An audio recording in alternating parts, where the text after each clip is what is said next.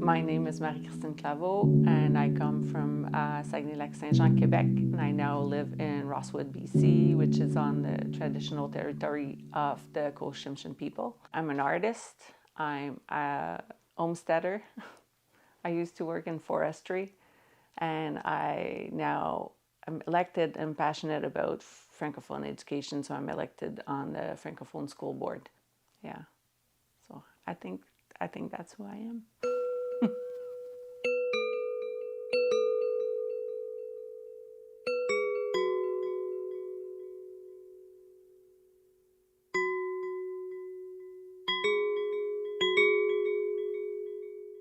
What really started it is, the classic, I got sick when I was young. I spent a few years with very low energy. My thyroid stopped working. It took a bunch of time before they found out, like way too long actually, but it's nobody's fault. But I'm somebody that needs to keep busy. Like that's something about me, I need to keep busy. So I think that's the way I kept busy. I just drew a lot, like a lot. And I was in grade 3 and 4, so that's pretty young, but like, yeah, I developed the skill right away. In Cégep, I did, so like in Cégep, you're like 16, 17, 18 years old. I took art, and my parents had a tool room downstairs, which was like a glorified closet, right? Like just a giant kind of closet with the hot water tank and all that. Well, I set up studio in there. An old kitchen table and 0 windows and the like electrical panel in front of me, but whatever, that was my studio, right? I had a Walkman, right? That's those years. The world didn't exist anymore, right? And I found my voice like pretty early on, actually.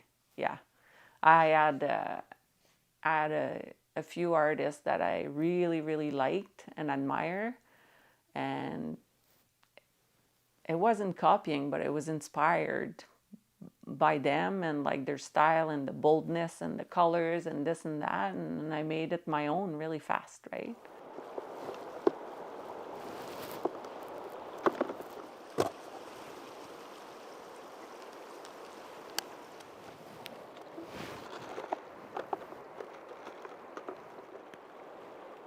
Well, the first time I came to Terrace, actually, it was cloudy for 4 days and I saw nothing. So I wasn't super impressed, but we came again, and then we saw the mountains, and it's very beautiful here. It's hard to describe how much beauty there is up here.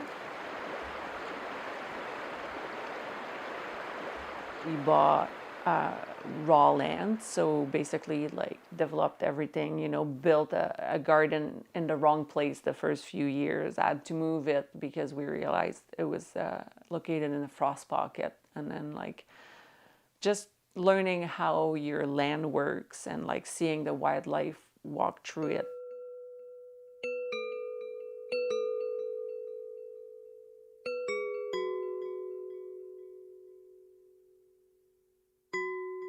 I think this old region means something to me as well. So in 2006, I'm very proud to have worked for 2 years on all the surveys that were done when the Nisga's got their land back, basically.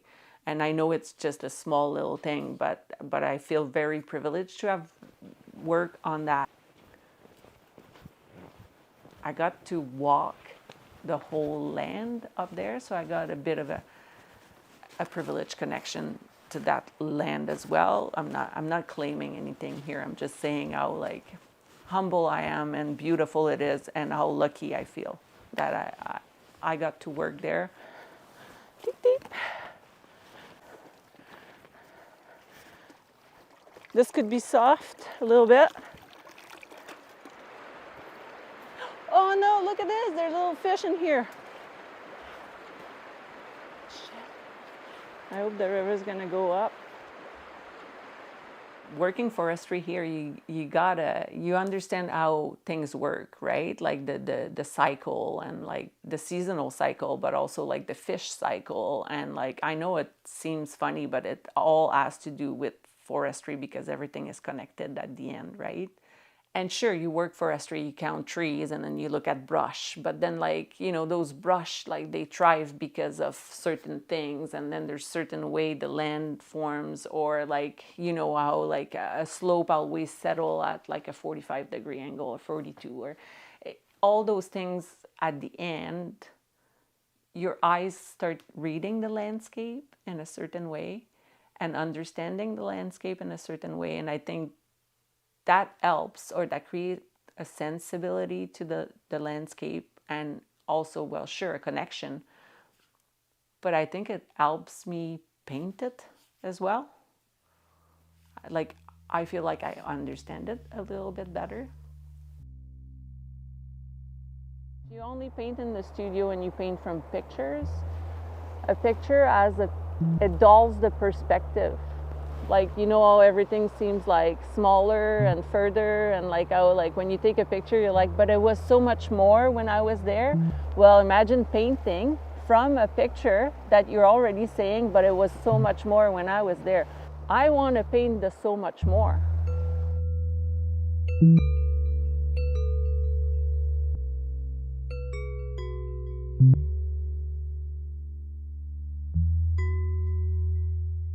Like, I remember when I moved to BC like a bunch of years ago now, I remember thinking, how can people live here and not see them?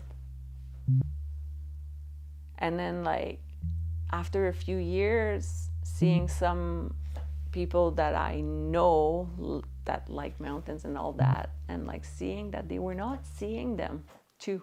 So I made a conscious decision that I was gonna look at them every time I can. So right now, I live in the mountain, I look at the mountains.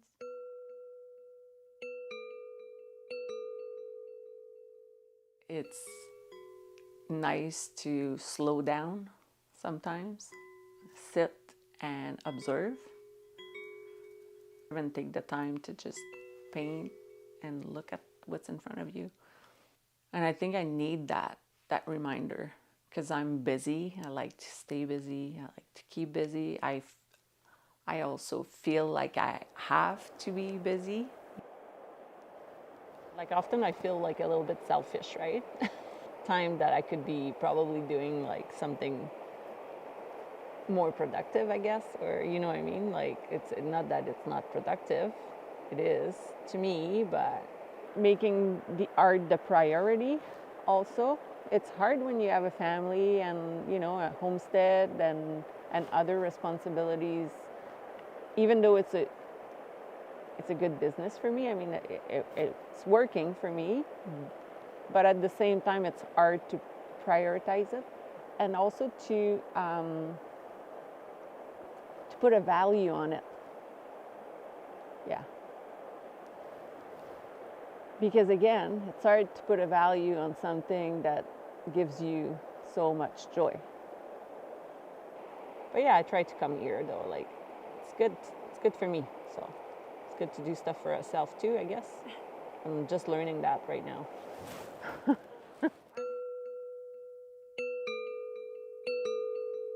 If you look closely in a lot of the paintings of the mountains around here, I'm not gonna lie either. If there's a cut block, it's probably gonna be in there.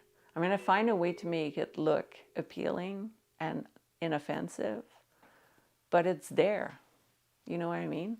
Like, and that's actually a fascinating aspect of forestry, is like visual is something that is taught in forestry. More and more now, actually, like they have those crazy like computer program now that can project what a cut block will look like from the road, from this place, from that place. And the goal is very much so to make it like not visible for like the public, right? Or to make it look natural, especially here in BC. because we're selling BC as like the most beautiful place on earth, right? It's hypocrite. Yeah, hypocrite. You know, like I always laughed when people had like those big like green sign, like green stop sign in their window that said stop clear cutting. And it's like, well, okay, I saw selective cut, and I know what it does. And I know that when you do a selective cut, the big companies have less responsibility towards those cuts after, because first of all, it's not a clear cut. So technically it's still forested. So their level of responsibility is different. It's also that like often you target a one species, like the species that's like good for the market, right? So you're taking away one species away. You're taking your seed source, you're taking away. So like it is a practice that can work in some places. But to just say stop clear cutting, well, no, because clear cutting is actually the best practice in certain places and done in certain ways. So I just don't like hypocrisy. And hypocrisy is not the right word, because like often it's based on like not knowing enough, right? But like, why don't we know enough? All our houses are built out of wood. Most of those houses that had those signs had cedar shake out and were timber framed. You know, like it's just funny. It is very hard for this industry to understand, because the thing is like in a forester's life, you're not gonna like harvest the crop you planted, let's say, right? So it's hard to have that perspective in a man's life. That's when we are creating problems, is because we can come up with ideas that rethink the old system, right?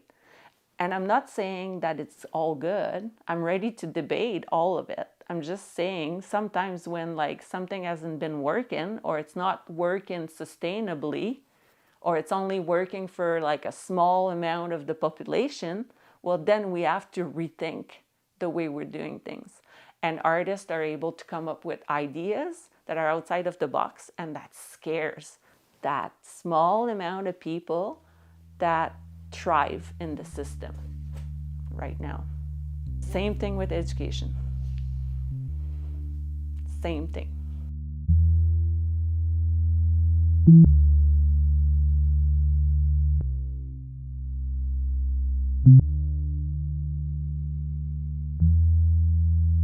I don't even call myself an artist. I don't like that word really, because of what it means right now. Right now, artist means like pushing paint around, creating object of art or whatever. I believe everybody can be an artist at everything. Anything can be pushed to an art. The only thing is you need passion, curiosity, and then to put it together, and then you're an artist at something.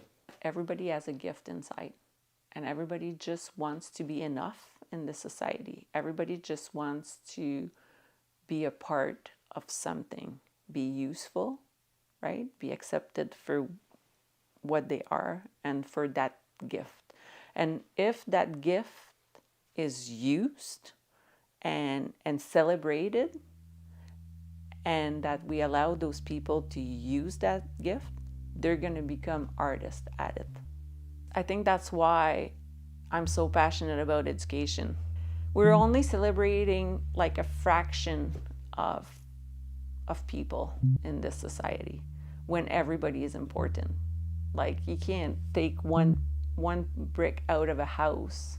It's not gonna work. It doesn't work the same. You can still call it a house, but it's a house with a hole in it.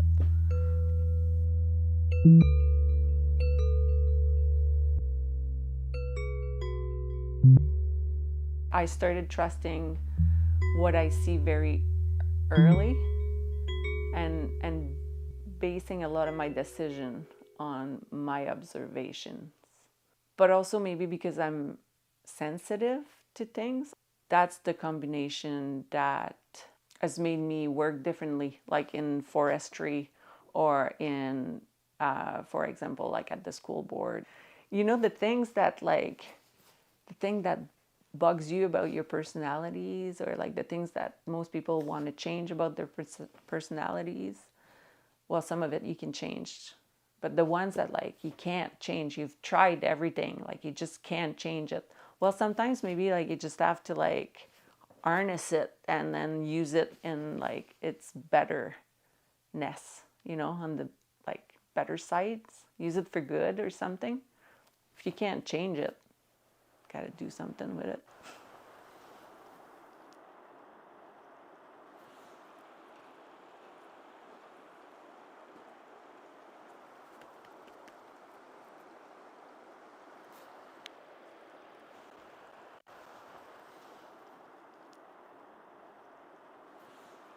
Having a good, respectful fear of nature and its strength is probably important. I can get my ass whooped pretty quick. And the closer you get, the more you understand, and well, the more I feel protected, because I feel like knowledge in nature is huge, and understanding it is huge. At first it was like the playground, right? Climbing and skiing and hiking, all that stuff. And I'm very curious actually about the future and what future generations are going to do with that, because I think that the solutions are in nature. Like the solution to our problems right now are all out there, and there's somebody that's like taking a hike, not thinking too much right now, that's going to come up with a pretty good idea later, because he took that hike. Just because understanding nature, then you can find solution to big problems that we created.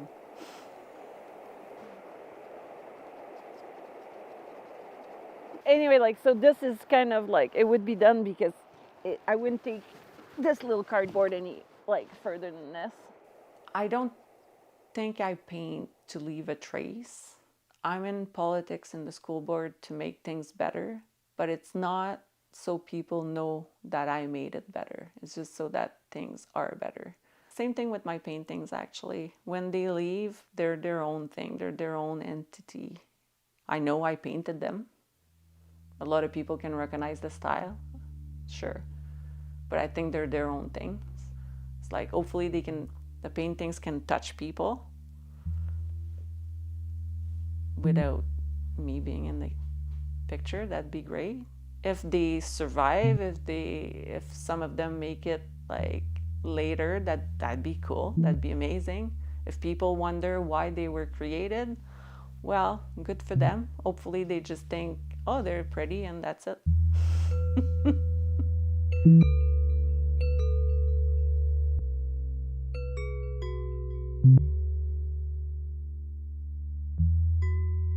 I don't want to live long, but sometimes I wish that I could just see how it's going to be in 300-400 years, and I do wish that it's going to be like what I'm thinking, that there's going to be a switch, a flip or something, and that people are going to finally live in sustainable community, and that we're just going to understand.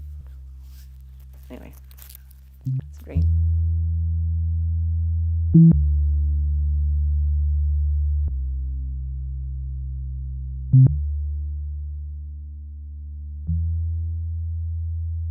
As a landscape painter, we're also painting a portrait of a place in time. So I paint glacier, I paint snow-capped mountains, I paint rivers, and hopefully they don't see a waterfall and that waterfall doesn't exist anymore.